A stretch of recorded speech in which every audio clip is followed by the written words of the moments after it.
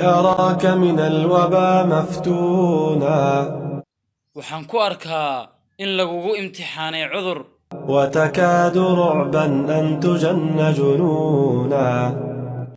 waxaadna ku sigatay cabsi darteed inaad waalato إن كان موتك لا محالة آتيا haddaan shaki ku jirin in geeridu ay ku imaanayso فلما تخاف الموت من كورونا maxaad uga baqaysaa inaad u dhimato korona قد مات بالطاعون قوم قبلنا daacuunka waxaa u dhintay qoom inaga horreeyeen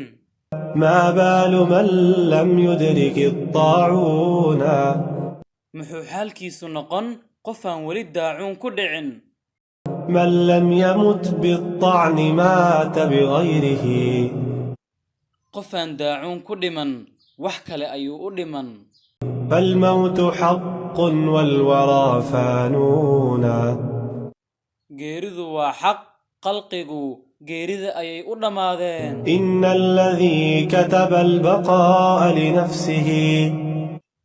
allihii u qoray naftiisa inay baaqi ahaato كتب الفناء على الورى قانونا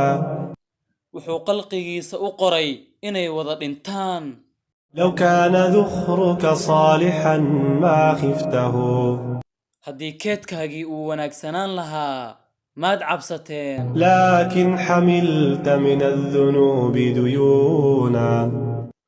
balse waxaad xambaarsan tahay dembi sida deynta oo kale الله أنذر بالوباء عباده ilaahay addoommadiisa wuxuu ooga digay cudurka الله حرك بالبلاء سكونا ilaahay cudurka wuu inaga durkiyey سبحان من ينجي العباد بفضله ilaahay ayaa ceeb iyo nusqaan ka nasahan oo addoommadiisa ku badbaadiyey fadligiisa ويقر منهم أنفسا وعيونا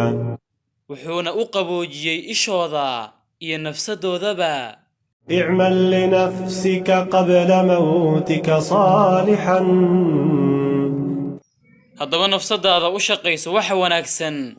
inta aynan ku imaanin geeri فالمتقون له هم الناجون kuwa ka baqa ilaahay unbaa badbaada فالمتقون له هم الناجون